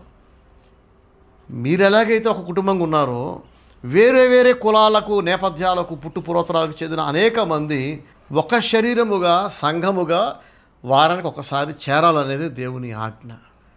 శరీరం అంతా ఒకే అవయవంలా ఉందో చెప్పండి? తల మొదలుకొని కాలు దాకా మొత్తం చేయ కనబడుతుందా? ఎన్ని అవయవాలు, వేరు వేరు అవయవాలు చూడండి. నా ముఖాన్ని చూడండి, మీ ముఖాన్ని చూసుకోండి. కళ్ళు ఉన్నట్టు ముక్కు లేదు, ముక్కు ఉన్నట్టు నోరు లేదు, ఇవి మూడు ఉన్నట్టు చెవులు లేవు, ఇవన్నీ ఉన్నట్టు చేతులు లేవు, ఇవన్నీ ఉన్నట్టు కాళ్ళు లేవు. బయటికి కనిపిస్తున్న అవయవాలతో పాటు మళ్ళీ కనిపించని అవయవాలు కూడా ఉన్నాయి, గుండె, ఊపిరితిత్తులు కదా. అనేక భిన్న అవయవాల సముదాయము ఒక్క శరీరం. శరీరాలు అంటాము మనం, అన్నాం కదా. శరీరం ఒకటే, కానీ అందులో వేరువేరు అవయవాలు, ఒకటి ఉన్నట్టు ఇంకొకటి ఉండదు. కానీ ఇవన్నీ మళ్ళీ ఒకచోటే ఉంటాయి. ఒకచోట ఉండటమే కాదు, ఇవన్నీ కలిసి ఏం చేస్తున్నాయి? ఆ శరీరాన్ని పెంచి పోషిస్తున్నాయి, శరీరాన్ని కాపాడుకుంటున్నాయి, శరీరాన్ని సంరక్షిస్తున్నాయి. కాలు మీద దోమ గరిస్తే వెంటనే బ్రెయిన్కి సిగ్నల్ వెళ్ళిపోతుంది, వెంటనే చెయ్యేలా దోమని కొట్టి చంపుతుంది కదా. ఎంత ఏక మనస్సు ఉంది మన అవయవాలలో. ఏంటంటే కాలులో ఉండే నరమే చేతుల్లో ఉంది. ఈ కాలు చేతుల నరాలు నేరుగా బ్రెయిన్కి లింక్ అయి ఉన్నాయి. వీటన్నిటి గుండా ఒకటే రక్తం ప్రవహిస్తుంది. నోటి ద్వారా తినే ఆహారము చూడండి, నోరు పనిచేస్తుంది, నవ్వులుతుంది, లోపలికి చేయేమో నోటికి అందిస్తుంది, నోరు నవిలి లోపలికి పంపిస్తే పొట్ట అరిగిస్తుంది. ఇలా వేరు అవయవాలు చేస్తున్న పని ద్వారా ఫైనల్గా అన్ని అవయవాలకు శక్తి అందుతుంది. సరిగ్గా ఇది చర్చ్ వర్షిప్లో జరగాలనేది దేవుని సంకల్పం. దేవుని ప్రణాళిక జరగకుండా మీరు అడ్డుపడుతున్నారంటే, మీరు అది నెరవేర్చట్లేదంటే ఇక మీకు సమాధానం ఎలా ఉంటుంది? పౌలు భక్తుడు అంటున్నాడు చూడండి, ఇది నా అభిప్రాయం కాదు, క్రీస్తు అనుగ్రహించి సమాధానము మీ హృదయములలో ఏలుచుండనీయుడి అన్నాక ఇందుకొరకే, ఎందుకొరకు? సమాధానాన్ని క్రీస్తు ఇస్తున్నాడు, మీరు ఉండనివ్వండి అన్నాడు కదా. అందుకొరకే మీరు ఒక్క శరీరముగా పిలువబడితిరి. అందుకే మీరు సంఘ ఆరాధన కలిగి ఉండాలి. ఎవరెవరికి సంఘ ఆరాధన ఉండదో మిగతా సంఘస్థులతో, మిగతా విశ్వాసులైన కుటుంబాలతో కలిసి ప్రభువుని ఆరాధించరో, కలిసి రొట్టె ద్రాక్షారసం తీసుకోరో, అందరూ కలిసి సంఘ కాపరితో కలిసి, మిగతా విశ్వాసులతో కలిసి దేవుని సేవలో సహాయపడరో, వాళ్ళకి పరలోకములో పాలు లేదు, దేవుని దగ్గర పాలు లేదు. జీవగ్రంథములో నుంచి దేవుడు వాళ్ళ పేర్లు తీసేస్తాడు. ఇంత బతికి ఇంటెనక సావటం అంటారు కదా. కాబట్టి ఏదో ఒక రోజున ప్రభా నీ నామంలో పాటలు పాడలేదా, ప్రార్థన చేయలేదా, పాస్టర్ గారికి కానుకలు ఇవ్వలేదా అంటే దేవుడు అంటాడు, ఎవడరా నువ్వు? ఎప్పుడు నా శరీరంలో కనిపించలేదే, నీ వలన నా శరీరానికి ఏం మేలైంది? శరీర క్షేమం కొరకు నువ్వేం చేసావు? మిగతా వాళ్ళతో కలిసి కాలికి దోమ గరిస్తే చెయ్యి మిగతా అవయవాలన్నీ కాలు వైపు వెళ్తున్నాయి. తలకి దెబ్బ తగిలితే రక్తం కారకుండా చేతులతో అడ్డం పెట్టుకుంటాం, కాళ్ళు హాస్పిటల్కి పరిగెడుతున్నాయి. అట్లా మిగతా సంకస్తులతో కలిసి నువ్వు ఇప్పటిదాకా పీకింది ఏంటి చెప్పని దేవుడు అడిగితే తెల్లమొహం వేసుకొని చూస్తారు. మీకు ఇక్కడ చోటు లేదు, అపవాదికి నీ వాని దూతలకు సిద్ధపరచబడ్డ నిత్య నరకాగ్నిలోకి వెళ్ళిపోమంటాడు దేవుడు. సంఘ ఆరాధన ఆప్షన్ కాదు, మస్ట్ అండ్ షుడ్. ఇందు కొరకే మీరు ఒక శరీరముగా పిలువబడితిరి అంటున్నాడు. కనుక సమాధానం కావాలనుకున్న వాళ్ళు, సంతోషంగా ఉండాలనుకున్న వాళ్ళు ఖచ్చితంగా సండే వర్షిప్ కలిగి ఉండండి. లేకపోతే మీకు సమాధానం అనేది ఉండదు. ఆఖరి లైన్ ఇదే వాక్యంలో, మరియు కృతజ్ఞులై ఉండుడి. Praise the lord, hallelujah. Be thankful అన్నాడు. ఎవరికి థ్యాంక్ఫుల్ ఉండాలి? మొదట దేవుని యొడల కృతజ్ఞత కలిగి ఉండాలి, తర్వాత సంఘ కాపరి యొడల కృతజ్ఞత కలిగి ఉండాలి, తర్వాత మీకు ఎవరెవరు మేలు చేస్తారో అందరి పట్ల మీరు కృతజ్ఞత కలిగి ఉండాలి. నాబాలు అనే ఒక దుష్టుడు గురించి చాలాసార్లు చెప్పుకుంటాం కదా. వాడు దుష్టుడు, వాడు గర్విష్టి, వాడు మంచోడు కాదు, మూర్ఖుడు వాడు. దావీదు వలన ఎంతో మేలు పొందుకున్నాక ఈ నాబాలు ఒక రోజున తన కుటుంబంతో కలిసి, తన పని వాళ్ళతో కలిసి, తన కాంధాంతో కలిసి పండగ చేసుకుంటున్నాడు. అప్పుడు దావీదును కూడా పిలిచి తన పండగలో అతనికి షేర్ ఇవ్వాలి. కానీ నాబాలు దావీదుని మర్చిపోవటం కాదు, దావీదు గుర్తున్నాడు, కావాలనే పిలవలేదంట. ఎంత తప్పండి ఇది. నాబాలుకి మనకి తేడా ఉండాలిగా. నాబాలు దుష్టుడంట. మనం దేవుని బిడ్డలమని చెప్పుకుంటూ, దేవుని సేవ చేస్తున్నామని చెప్పుకుంటూ, మనకి మేలు చేసిన వ్యక్తులను మనం మర్చిపోతే, లేదా గుర్తుండి కూడా పిలవకపోతే, దానికి మళ్ళీ 100 కారణాలు చెప్తే నాబాలును మొత్తాడంట దేవుడు. మరి మనల్ని మొత్తడా? చెప్పండి. నాబాలును శిక్షించిన దేవునికి పక్షపాతం ఉందా? నాబాలు తక్కువ, మనం ఎక్కువ? ఈనాడు చాలామంది దేవుని చేత మొత్తబడుతున్నారు వాళ్ళ దుష్టబుద్ధిని బట్టి. తప్పని తెలుసు, అలా చేయకూడదని తెలుసు, అయినా బరి తెగింపు. ఏం కాదనుకుంటున్నారు. ఇంకా ఏం కావాలి? ఇప్పటిదాకా జరిగిందంతా నీ కళ్ళకు కనిపించట్లేదా? ఇప్పటిదాకా జరిగిన ఆ అనర్థాలు, ఆ దరిద్రాలు, ఆ జబ్బులు, ఆ రోగాలు, ఆ ఏడుపులు, ఎందుకు బతుకున్నా చెస్ట్ అయిపోతుంది కదా అని కోరుకున్న అలాంటి పరిస్థితులు మళ్ళీ రిపీట్ అవ్వాలని మీరు కోరుకుంటున్నారా? ఎందుకు కృతజ్ఞత కలిగి ఉండరు? మేలు చేసిన వ్యక్తులను మీరు సంతోషపడుతున్నప్పుడు గుర్తు చేసుకొని మీ ఆనందంలో వాళ్ళకి భాగం ఇవ్వాలి కదా, వాళ్ళని కూడా ఇన్వాల్వ్ చేయాలిగా. కష్టకాలంలో, బాధల్లో, ఏడుపుల్లో, దుఃఖంలో నెమ్మది లేకపోతే, సమస్య వస్తే మాత్రం పాస్టర్ గారికి ఫోన్ చేసేస్తారు చాలామంది. అప్పుడు సిగ్గు శరం, సిగ్గు లజ్జ ఏం ఉండవు. అరే మనం బాధ కలిగినప్పుడల్లా బ్రదర్కి ఫోన్ చేశాం కదా, బ్రదర్ ఎప్పుడైనా మనతో ప్రేమగా మాట్లాడాడు కదా, ఇవాళ దేవుడు మనకు నెమ్మది ఇచ్చాడు, మన ఇంట ఆనందం జరుగుతుంది, we are celebrating with our family, with our friends and relatives అని చెప్పి పాస్టర్ గారికి ఫోన్ చేసి, బ్రదర్ మీరు రావాలి ఖచ్చితంగా అని ఇన్వైట్ చేయాలిగా. ఒకవేళ పాస్టర్ గారు నేను కుదరదమ్మా నేను రాను అంటే, మీరు ఎప్పుడు కుదురుతో చెప్పండి అప్పుడే పెట్టుకుంటాం అని అనాలి. మీరు మనుషులైతే, కడుపుకు అన్నం తింటే, మీరు నాబాలు లాంటి దుష్టులు కాకపోతే. ఎందుకు ఈ మాట అంటున్నానంటే, మీ కష్టకాలంలో, మీ బాధల్లో మీరు ఉన్నప్పుడు మీరు స్టీవెన్ బ్రదర్కి కాల్ చేసి ఆదరణ పొందారు, ప్రార్థన చేయించుకున్నారు. మరి కష్టకాలంలో కూడా మీ బంధువులకే ఫోన్ చేయాల్సింది, మీ ఫ్రెండ్స్కే ఫోన్ చేయాల్సింది. తర్వాత దేవుడు నెమ్మదించినాక సెలబ్రేషన్ ఎవరితో చేసుకుంటున్నారో బంధువులతో, వాళ్ళకే మీ కష్టాల్లో కూడా ఫోన్ చేసి చెప్పాల్సింది, నా కోసం ప్రార్థన చేయండి, నేను బాధలో ఉన్నా అని. నా దగ్గర ఏడ్చారు కదా, ఆ ఏడిపేదో అక్కడే ఏడవాల్సింది. ఏడిపేమో స్టీవెన్ బ్రదర్ దగ్గర, సంతోషం, సమాధానం, సెలబ్రేషన్ మాత్రం బంధువులతోనా? నాబాలు చేసింది ఇదేగా. నాబాలకి మనకి ఏంటండి తేడా? సో గతంలో అలా చేశారు, దేవుడు చావు దెబ్బ కొట్టాడు. మనిషి అన్నవాడు మారతాడు, మారకపోతే మృగం అన్నమాట. మనిషికో మాట గొడ్డుకో దెబ్బ అంటాం కదా. కొంతమంది దెబ్బ తింటూనే ఉంటారు కానీ మారు మనసు పొందరు, సౌలులాగా. సో ఏమవుతుందంటే, గతంలో తప్పు చేస్తే దేవుడు దెబ్బ కొట్టాడు, నువ్వు మారలేదు, మళ్ళీ అదే తప్పు చేస్తున్నావు. ఈసారి దేవుడు ఇంకా గట్టిగా కొడతాడు. నేను గట్టిగా అంటే గతంలో వచ్చిన దరిద్రాలు, అనర్థాలు, శాపాలు అవి రిపీట్ అవుతాయి, ఇంకా బలంగా రిపీట్ అవుతాయి నీ లైఫ్లో. నువ్వు తట్టుకోలేవు. ఎందుకు దేవుడు అలా పంపించాలంటే నీలో మార్పు లేదు కాబట్టి, నీకు కృతజ్ఞత లేదు కాబట్టి. కృతజ్ఞతను లైట్గా తీసుకోకండి. సమాధానం కావాలనుకున్న వాళ్ళు కృతజ్ఞత కలిగి ఉండాలి. కృతజ్ఞత లేని వ్యక్తులకు సమాధానం ఉండదు, సంతోషం ఉండదు. సంతోషం లేని నాడు మీ బాడీలోని హార్మోన్స్ అన్నీ ఇంబ్యాలెన్స్కి గురై, బ్యాలెన్స్ తప్పి అవి సరిగ్గా పనిచేయటం మానేస్తాయి. బాడీ అంటే మొత్తం హార్మోన్సేనండి, అవే మనం నడిపిస్తుంటుంది మన దేహాన్ని. హార్మోన్స్ ఒకవేళ పాడైపోతే కనుక శరీరం మొత్తం గొల్లైపోతుంది, నాశనం అయిపోతుంది, ఆరోగ్యం పాడైపోతుంది. మీరు అదుపు తప్పితే, మీరు క్రమం తప్పితే మీ దేహములోని హార్మోన్స్ అదుపు తప్పేలా దేవుడు చేస్తాడు. ఇక అక్కడి నుంచి మందులు పని చేయవు, డాక్టర్లు ఏం చేయలేరు. బతుకుండగానే చావును కోరుకుంటారు. చావు రాదు. బతుకుండగా శరీరంలో అవయవాలన్నీ అవి కూలిపోతుంటాయి, అవి చచ్చిపోతుంటాయి. ఎందుకు అట్లాంటి దుస్థితి అంటే ఒక స్టీవెన్ బ్రదర్ ఆన్సర్ ఇవ్వగలడు కరెక్ట్గా ఉన్నట్టు. ఏంటంటే నీకు క్రమము లేదు కనుక నీ దేహంలోని అవయవాలు కూడా, హార్మోన్స్ కూడా అవి క్రమం తప్పుతున్నాయి. ఇంతే, సింపుల్. మనిషి ఏమి విత్తునో ఆ పంట కోయును. సో కృతజ్ఞత కలిగి ఉండండి.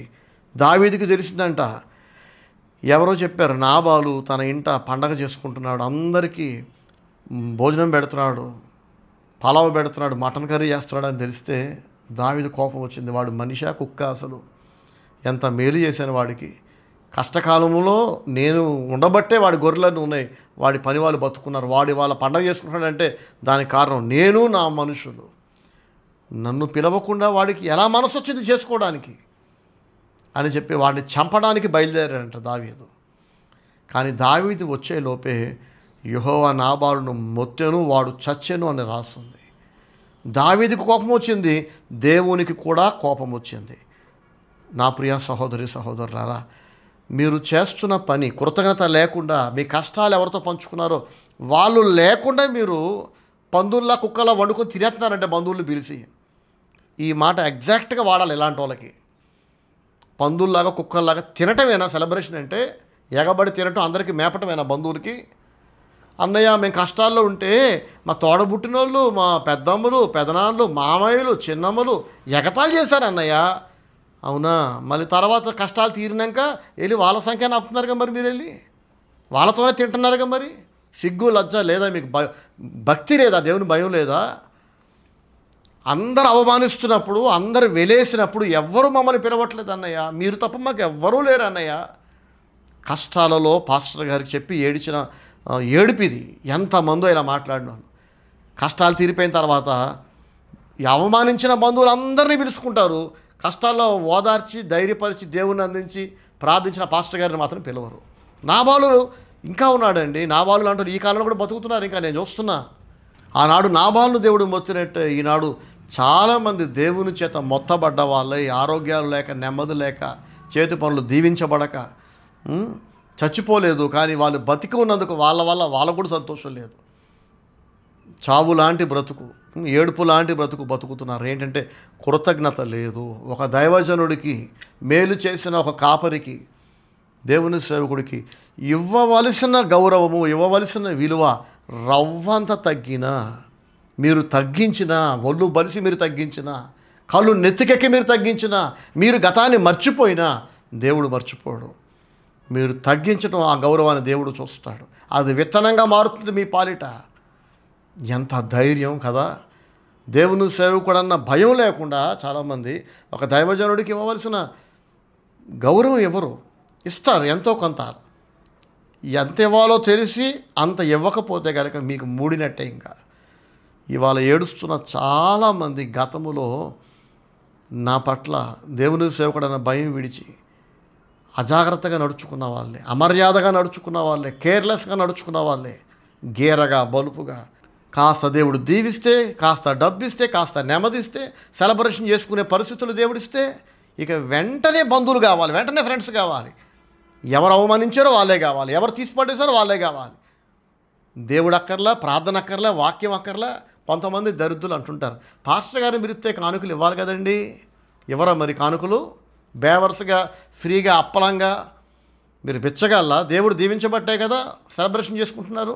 వంట మేస్త్రికి డబ్బులు ఇచ్చి, ఫోటోగ్రాఫర్కి డబ్బులు ఇచ్చి, కేకులకి డబ్బులు పెట్టి, బట్టలకి డబ్బులు పెట్టి, బంధువులందరినీ మేపడానికి మటను చికెన్లు వండి పాస్టర్ గారి దగ్గర మాత్రం మీరు పొదుపు చేస్తారా? పాస్టర్ గారు దేవుని సేవకుడు కదా, దేవునికి ఇచ్చే డబ్బులు పాస్టర్ గారికి ఇస్తున్నారు కదా, అక్కడ పొదుపు చేసేది.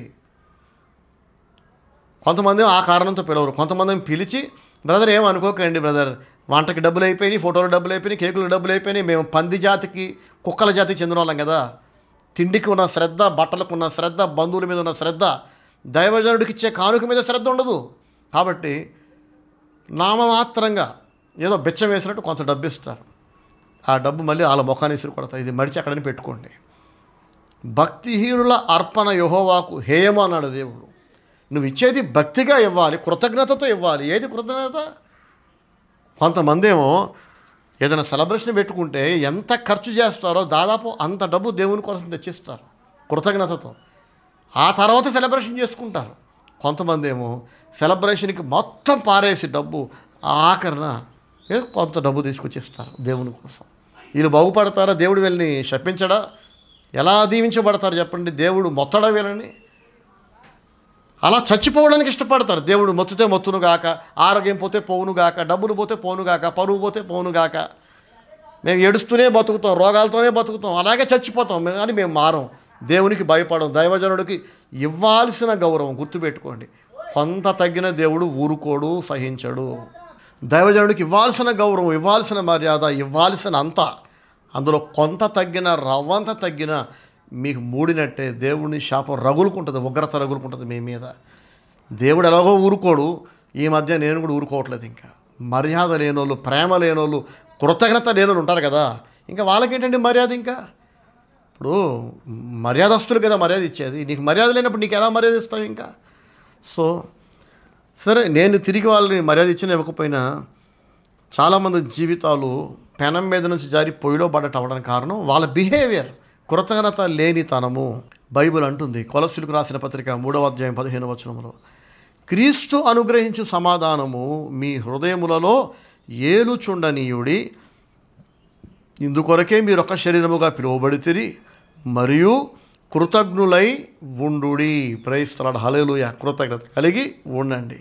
అలాగే గలతీయులకు రాసిన పత్రిక 5వ అధ్యాయము 22వ వచనం చూడండి, ఆత్మఫలమేమనగా అని ప్రేమ, సంతోషము అని కూడా రాయబడి ఉంది. సో ఎవరెవరు దేవుని ఆత్మచేత నింపబడి ఉంటారో వాళ్ళందరూ కూడా సంతోషం కలిగి ఉంటారు.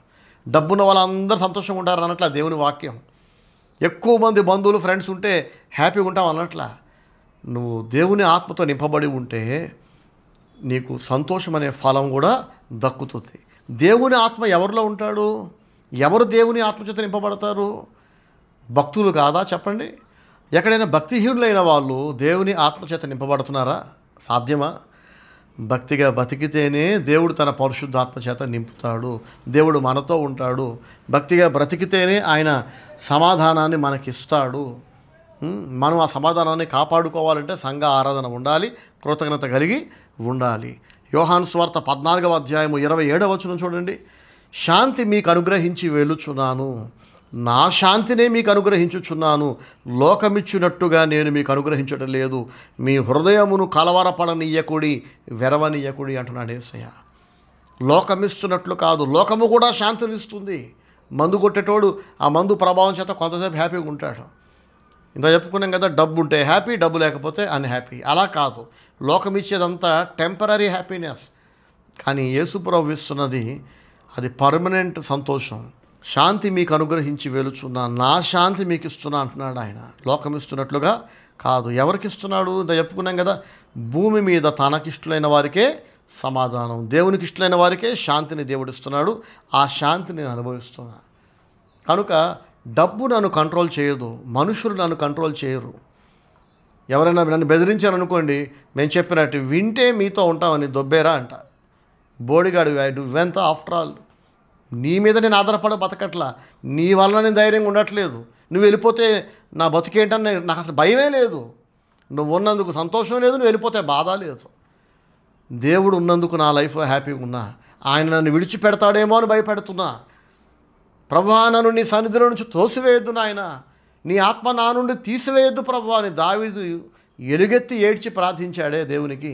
అలా ఏడుస్తున్నా, ప్రభువా ఎవరు విడిచిపెట్టి వెళ్ళిపోయినా పర్వాలా, నువ్వు నన్ను విడిచిపెట్టకు నాయన, నా చెయ్యి విడిచిపెట్టకు, నీ ఆత్మ నా నుండి తీయొద్దు, నన్ను వదిలిపెట్టద్దు, నాతో ఉండు, నువ్వు నన్ను నడిపించు, నన్ను దీవించు, నా చేతి పనులు ఆశీర్వదించు. అదిగో నా పిల్లలు పెద్దోళ్ళు అవుతున్నారు, లైఫ్లో వాళ్ళని సెటిల్ చేయను ఆయన, నా కుటుంబాన్ని దీవించు, మా సంఘాలు దీవించు. దేవుని సేవలో దైవజనుల నుంచి చాలామంది ప్రయాసపడుతున్నారు, నా కొరకు సహాయపడుతున్నారు, వాళ్ళందరినీ దీవించు నాయన. దేవుని సేవ నిరాటంకంగా కొనసాగడానికి ఎంతోమంది ప్రయాసపడుతున్నారు, ఎంతోమంది వేలాది రూపాయలు కానుకలుగా తెచ్చిస్తున్నారు, వాళ్ళని దీవించు ప్రభువా. ఎల్లప్పుడూ ప్రార్థన ప్రార్థన ప్రార్థన దేవునికి మొరపెడుతూనే ఉన్నా. దేవుడుంటే సహాయం చేసే వాళ్ళని ఆయనే ప్రేరేపిస్తాడు, లాక్కొచ్చి పడేస్తాడు, సహాయం చేస్తారు ఆటోమేటిక్గా. దేవుడు నా వెంట ఉన్నప్పుడు ఆయన ఏదో ఒక వైపు నుంచి నాకు కావాల్సిన డబ్బును పంపిస్తాడు. ఆయన మనుషుడు కాదు సహాయం చేసేది, మనుషుడు కాదు డబ్బులు ఇచ్చేది, మనుషుడు కాదు మనల్ని ఆదరించేది. కాబట్టి అమ్మో వాళ్ళు వెళ్ళిపోతారేమో, అమ్మో వీళ్ళు వెళ్ళిపోతారేమో, అదిగో రండి వాళ్ళు వెళ్ళిపోయారండి, నన్ను వదిలేసి, ఎంత ప్రేమించానండి, ఎంత మేలు చేశానండి, ఎంత పెట్టానండి వాళ్ళకి, అస్సలు కృతజ్ఞత లేదండి వాళ్ళకి, వాళ్ళు అలా చేస్తారని అస్సలు అనుకోలేదు బ్రదర్. వాళ్ళు చేసిన ద్రోహానికి నేను కుమిలిపోయాను, కురింగిపోయానండి, అందుకే డల్లుకున్నాను, అందుకే తినట్లేదు, అందుకే నిద్ర పట్టట్లా, జుట్టు రాలిపోతుంది అని ఎంతోమంది ఏడుస్తుంటారు. ఇందులో ఆశ్చర్యం ఏముందండి? వాళ్ళు మనుషులు కదా, వాళ్ళు ఎక్కువ ప్రేమించడం నీ తప్పు, వాళ్ళు ఎత్తికెక్కించుకోవడం నీ తప్పు, వాళ్ళు నమ్మటం నీ తప్పు, వాళ్ళు అలాగే చేస్తారు. వీళ్ళు చెడ్డోళ్ళు, వాళ్ళైతే మంచోళ్ళు, వాళ్ళైతే అలా చేయరని చెప్పి రేపు ఇంకొకళ్ళు నెత్తికెక్కించుకుంటే ఈసారి వాళ్ళు కూడా నెత్తికెక్కి తంతారు పట్టుకొని. నువ్వు దేవుని కొరకు బతకాలి, నువ్వు దేవుని బిడ్డవి, యేసు రక్తంలో కడగబడి బ్యాప్టిజం తీసుకొని బైబిల్ చదివి చర్చికి వచ్చి దేవుని కోసం బతకకుండా ఎవరినో ప్రేమించా, ఎవరినో నెత్తికెక్కించుకున్నా, ఎవరినో నమ్మాను, అది నీ తప్పు. మానే, ఇక మీదటనే మారు, ఇక మీదట మనుషుల కొరకు బతకద్దు, దేవుని కోసం బ్రతుకులు, సంతోషంగా ఉంటావు. మనుషులతో మన ఆనందాన్ని ముడిపెట్టుకుంటే రోజు పాడైపోతుంది. నాలాగా బ్రతకండి మీరు కూడా. ఎవరు ఉంటారో ఉండండి, ఎవరు వెళ్ళిపోతారో వెళ్ళిపోండి, ఎవరిని బ్రతిలాడకండి. ఎవరైనా మిమ్మల్ని వదిలేస్తే మీరు కూడా వాళ్ళని వదిలేయండి, ఎవరైనా మిమ్మల్ని వెలివేస్తే మీరు కూడా వాళ్ళని వెలివేయండి, ఏడవకండి. మనుషుల కొరకు మీ టైం వేస్ట్ చేసుకోకండి, దేవుని కోసం బతకండి, సంతోషంగా ఉంటారు, ఎప్పుడు హ్యాపీగా ఉంటారు. యోహాను సువార్త 15వ అధ్యాయము 11 నుండి 12 వరకు చదువుకుందాం. మీ యందు నా సంతోషము ఉండవలననియు, మీ సంతోషము పరిపూర్ణము కావాలననియు ఈ సంగతులు మీతో చెప్పుచున్నాను. యేసయ్య అంటున్నాడు, నా సంతోషము మీలో ఉండాలని, అది పరిపూర్ణం అవ్వాలని. ఇంత చెప్పుకున్నాం కదా, పర్ఫెక్ట్ హ్యాపీనెస్, ఎవడు దొంగిలించలేని సంతోషం, ఎవరు దోచుకోలేనిది, డిస్టర్బ్ చేయలేనిది. వాళ్ళ డిస్టర్బ్ అయ్యా, వాళ్ళ డిస్టర్బ్ అయ్యా, సమస్య లేదు. ఇక అలా మనం మాట్లాడాల్సిన అవసరమే లేదు. దేవుడిచ్చే ఆనందం అంత గొప్పగా ఉంటుంది. నా సంతోషం మీలో ఉండాలి, అది పరిపూర్ణం కావాలని ఈ సంగతులు మీతో చెప్తున్నా అంటున్నాడు. మీరు ఎలా చేస్తే కనుక ఎప్పుడు హ్యాపీగా ఉంటారని అంటున్నాడు యేసయ్య. ఎలా చేస్తే చూడండి, యోహాను సువార్త 15వ అధ్యాయము 12వ వచనం చదువుతున్నా. ఇప్పుడు నేను మిమ్మును ప్రేమించిన ప్రకారము మీరు ఒకరినొకడు ప్రేమించవలననుటయే నా ఆజ్ఞ. ప్రేస్తలాడు, హల్లెలూయా. దేవుడు మనల్ని ఎలా ప్రేమించాడో మనము కూడా ఒకరినొకరు ప్రేమించుకోవాలంట. అలా ప్రేమించుకుంటే ఏమవుతుంది? దేవుడిలో ఉన్న సంతోషము మనలోకి వస్తుందంట. అది కూడా మామూలుగా ఉండదు, పరిపూర్ణమైన సంతోషం అంట. చాలామంది సంతోషం లేకుండా ఏడుపు ముఖాలతో ఎందుకు బతుకుతున్నారు తెలుసా? దేవుని ప్రేమ లేదు వాళ్ళల్లో, ద్వేషంతో నిండిపోయి ఉన్నారు. కుళ్ళు, కుతంత్రాలు, ఈర్ష, పగ, కక్ష. అన్నయ్యకి తమ్ముడి మీద ప్రేమ లేదు, తమ్ముడికి అన్నయ్య మీద ప్రేమ లేదు, అక్కకి చెల్లి మీద లేదు, చెల్లికి అక్క మీద లేదు. ఒక ఇంట్లోనే తోడబుట్టినోళ్ళ మధ్యలో ప్రేమ లేకపోతే ఇక క్రైస్తవ సంఘాలలో వేరు వేరు కులాలకు, కుటుంబాలకు చెందిన వాళ్ళకి ఒకరి మీద ఒకరికి ప్రేమ ఉంటుందండి? ఇంకా చెప్పండి. కీర్తనలో మనం చూస్తాం, సహోదరులు ఐక్యత కలిగి నివసించుట ఎంత మేలు, ఎంత మనోహరం అన్నాడు దేవుడు. ఐక్యంగా కలుసుంటే మేలు, అది మనోహరం, నీకు మహిమ తెస్తుంది, అది నీకు మంచిది, నీకు మేలు అవుతుంది. కానీ నీకు ఐక్యత ఎక్కడ ఏడిచింది? నీ తమ్ముడు ఎంత కలుపుకుందామని చూసినా ఆడితో కెలికి కూడా వేసుకుంటావు. మీ అన్నయ్య ఎంత కలుపుకుందామని చూసినా తమ్ముడు కెలుపుకుంటూ ఉంటాడు. ఎవడికి తగ్గింపు లేదు, ఎవడికి ప్రేమ లేదు. ఏంటంటే ఎవడికి భక్తి లేదు, ఎవడికి దేవుని భయం లేదు. ఉన్నదల్లా డబ్బు పిచ్చి, లోకాశలు, తిండి పిచ్చి, బట్టల పిచ్చి, ఇప్పటిదాకా సంపాదించి చాలదన్నట్టు ఇంకా సంపాదిద్దాం, ఇంకా పెద్ద ఇల్లు కడదాం, ఇంకో కారు కొందాం, ఇంకా ఖరీదైన వాచ్ కొందాం, ఇంకా పెద్ద ఫోన్ కొందాం. ఏం చేస్తావు కొని? నేనేంటో అందరికీ చూపిస్తా. ఇలాంటి కోరికలు ఉంటే ఈ కాడికి సంతోషం ఎక్కడ ఉంటుంది? ఎప్పుడు ఏడుపు మొహాలు వేసుకొని ఏడుపుతూ ఉంటారు. సంతోషం ఉండదు. సంతోషం ఉండదు కనుక, మనశ్శాంతి ఉండదు కనుక వీళ్ళకి ఇక ఆరోగ్యం కూడా ఉండదు.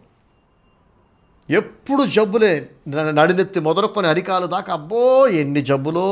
ఆ మాయదారి జబ్బులేమో ఎంతమంది డాక్టర్లు చూపించుకున్నా తగ్గవు, ఎన్ని మందులు వాడినా తగ్గవు.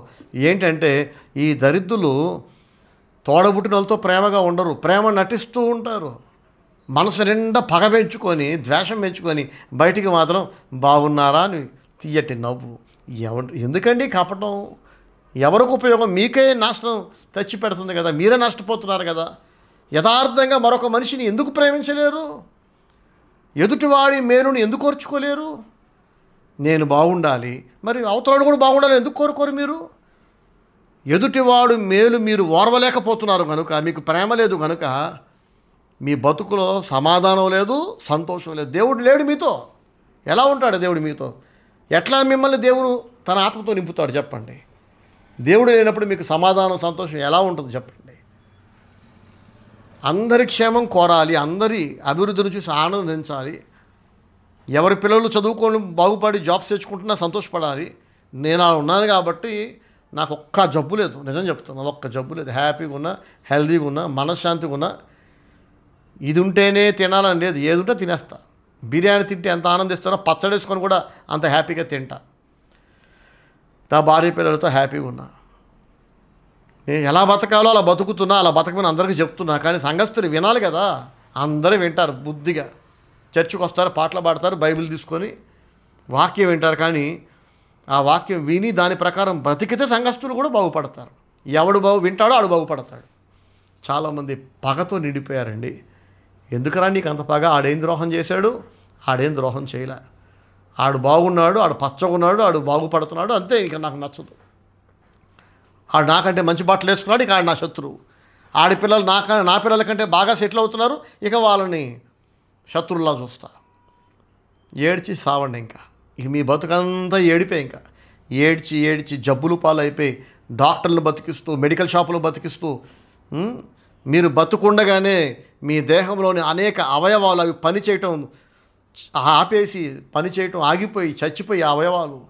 కొన్నేమో 50% పనిచేయటం మానేసి, కొన్నేమో 100% పనిచేయటం మానేసి, జనరల్గా చచ్చిపోయాక మట్టిలో పాతేసాక కూలిపోతాయి అవయవాలు.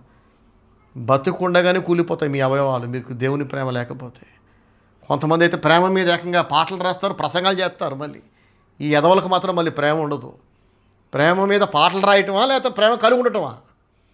ప్రేమ మీద ప్రసంగాలు చేయటమా, మనం ప్రేమ కలిగి ఉండటమా? ఏది ముఖ్యం చెప్పండి? ఎవడికి ప్రేమ ఉందో, ఎవడికి ప్రేమ లేదో ఇట్టే కనిపెట్టేయచ్చు.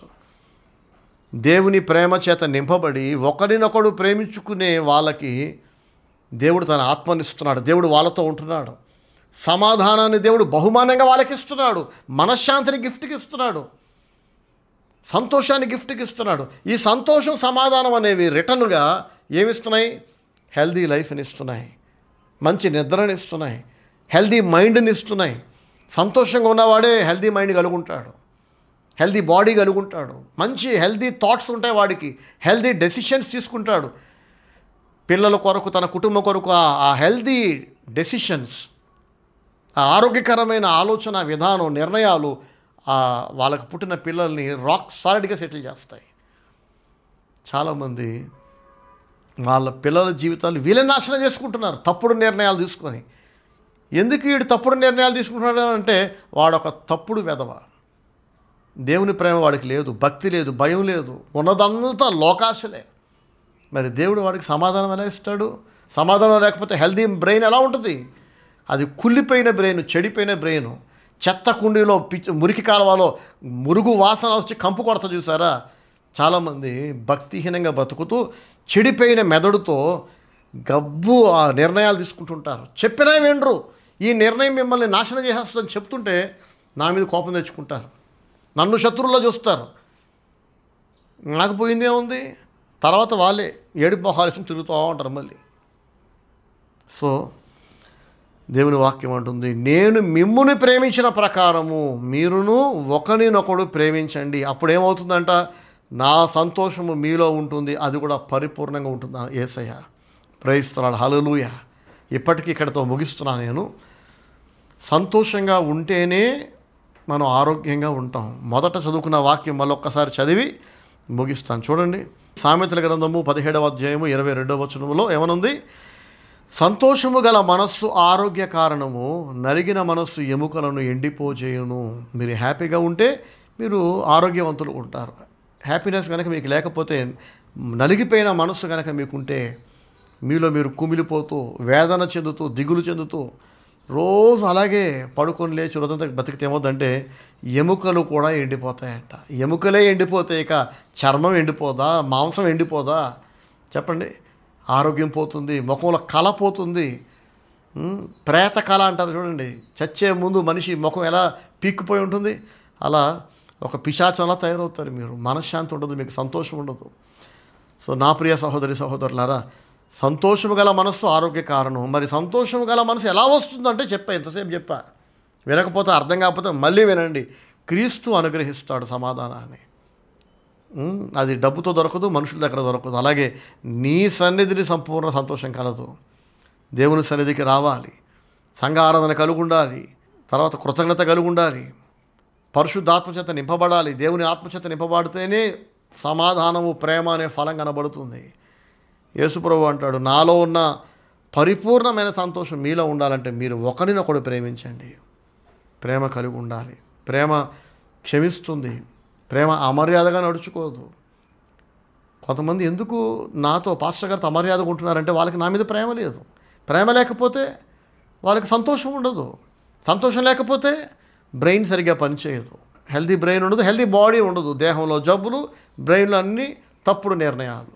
చూసారా, మీరు అనుకుంటున్నారు ఎవరినో అవమానిస్తున్నా అని, కానీ అది మీకే తిప్పి కొడుతుంది, మీరే నాశనం అవుతున్నారు కదా. సో దేవునికి భయపడండి, దేవుని ప్రేమించండి, దేవుని ఆజ్ఞలకు లోబడి బ్రతకండి, దేవుని సన్నిధిలో దేవునికి ఇష్టలుగా బతకండి, సంఘ ఆరాధన కలిగి ఉండండి, సంఘంతో కలిసి సేవలో సహాయపడండి, రొట్టె ద్రాక్షరసం తీసుకోండి, ఒకరినొకరు ప్రేమించుకోండి, ఒకరినొకరు క్షమించుకోండి, ఒకరికంటే ఒకరు ఘనులుగా ఎంచుకోండి, అవమానించుకోకండి. దేవుడు చేసిన మేలను బట్టి దేవుని పట్ల, మనుషులు చేసిన మేలను బట్టి మనుషుల పట్ల, మీ సంఘ కాపరి మీకు చేసిన మేలును బట్టి మీ సంఘ కాపరి పట్ల, దైవజనుడి పట్ల కృతజ్ఞత కలిగి ఉండండి. ఇవన్నీ చేస్తే 365 రోజులు పరిపూర్ణమైన ఆనందము, సంతోషము, మనశ్శాంతి మీకు ఉంటాయి. అప్పుడు మీరు పర్ఫెక్ట్ హెల్త్ కలిగి ఉంటారు, పర్ఫెక్ట్ హెల్తీ బ్రెయిన్ కలిగి ఉంటారు. అప్పుడు పర్ఫెక్ట్ థాట్స్ వస్తాయి, మంచి నిర్ణయాలు వస్తాయి. తప్పుడు నిర్ణయాలు తీసుకొని తప్పుడు వ్యాపారాలు మొదలుపెట్టి అడుగు తినే స్థితిలో ఉన్న వాళ్ళు బోడుమంది ఉన్నారు. తప్పుడు నిర్ణయాలు తీసుకొని తప్పుడు వ్యాపారాలు మొదలుపెట్టి అప్పులు పాలైపోయిన వాళ్ళు బోడుమంది ఉన్నారు. తప్పుడు నిర్ణయాలు తీసుకొని తప్పుడు మనిషితో పెళ్లి చేసి అనవసరంగా ఈ మనిషికి ఇచ్చి పెళ్లి చేసాం, వాడు అల్లుడు కాదు రాబందులా మమ్మల్ని పీక్కు తింటాడని ఏడ్చేవాళ్ళు ఉన్నారు. అనవసరంగా రాంగ్ పర్సన్ కోడలుగా తెచ్చుకున్నాం, అది మేకై కూర్చుంది. మేము ఇష్టపడి తెచ్చుకున్న కోడలే మమ్మల్ని తన్ని తోలేస్తుంది, మాకు నరకం చూపిస్తుంది, పట్టపగల చుక్కలు చూపిస్తుందని ఏడుస్తున్నారు. ఆ రోజు మీకు నచ్చిన కోడలు ఇప్పుడు ఎందుకు నచ్చలా, మీకు ఎందుకు మేకై కూర్చుంది? మీ నిర్ణయం తప్పుడు నిర్ణయం. ఆ రోజు బాగుంటుందని మొదలెట్టిన వ్యాపారం ఇవాళ ఎందుకు మిమ్మల్ని అప్పులు పాలు చేసింది? మీ నిర్ణయం తప్పుడు నిర్ణయం. అది మంచి వ్యాపారం కాదు, అది మంచిదైనా మీకు మంచిది కాదు. కానీ మీకు ఎందుకని మంచిగా అనిపించింది? మీ మెదడు ఖరాబ్ అయి ఉంది, చెడిపోయి ఉంది. ఎందుకు చెడిపోయి ఉందంటే మీకు దేవుని ప్రేమ లేదు, మీ దగ్గర మర్యాదలు లేవు, మీకు కృతజ్ఞత లేదు.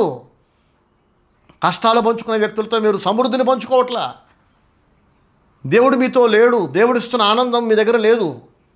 కాబట్టి చెడిపోయిన మైండ్తో, చెడిపోయిన శరీరాలతో మీరు బతుకుతున్నారు కనుక తప్పుడు నిర్ణయాలతో వ్యాపారాలు మొదలెట్టి పెళ్ళిళ్ళు చేసి మీ ఇంటిని, మీ పిల్లలని, మీ భవిష్యత్తుని నాశనం చేసుకుంటున్నారు. ఇక మీదటైనా మారు మనసు పొందండి, దేవునికి భయపడండి, దైవజనుడికి ఇవ్వాల్సిన మర్యాద ఇవ్వండి. కాస్త తగ్గిన దేవుడు బండకేసి బాతుతాడు.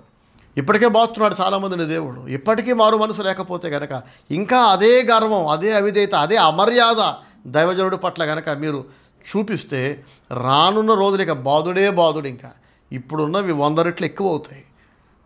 సో నాకు పోయేదేం ఉండదు. నన్ను ప్రేమించే వాళ్ళు కూడా దేవుడు ఇంకెక్కువ మందిని ఇచ్చాడు. అవమానించే వాళ్ళు, మర్యాద లేకుండా ప్రవర్తించే వాళ్ళు ఒకరిద్దరు ఉంటే, నన్ను ప్రాణప్రదంగా ప్రేమించే విశ్వాసులను దేవుడు అసంఖ్యాకంగా ఇచ్చాడు, ఎంతోమందిని ఇచ్చాడు. పాస్టర్ గారికి పోయేదే ఉండదు. మీకు మాత్రం ఇక సరదా తీరిపోద్ది రాబోయే రోజుల్లో. కాబట్టి అందరూ మారు మనసు పొందండి, దేవునికి భయపడండి, వాక్యానుసారంగా బతకండి, సంఘారాధన కలిగి ఉండండి, కృతజ్ఞత కలిగి ఉండండి, ఒకరినొకరు ప్రేమించుకోండి. దేవుని దగ్గర దొరికే ఈ ఆనందం, సమాధానం భక్తిగా బతికితేనే దొరికే దేవుని ఆత్మ, దేవుని సన్నిధి, ఆ అందుమూలంగా వచ్చే ఆనందం, సంతోషం, మనశ్శాంతి డబ్బుతో రాదు, బంధువుల దగ్గర, ఫ్రెండ్స్ దగ్గర, సినిమాల దగ్గర రాదు. God bless you all. Praise the Lord. Amen.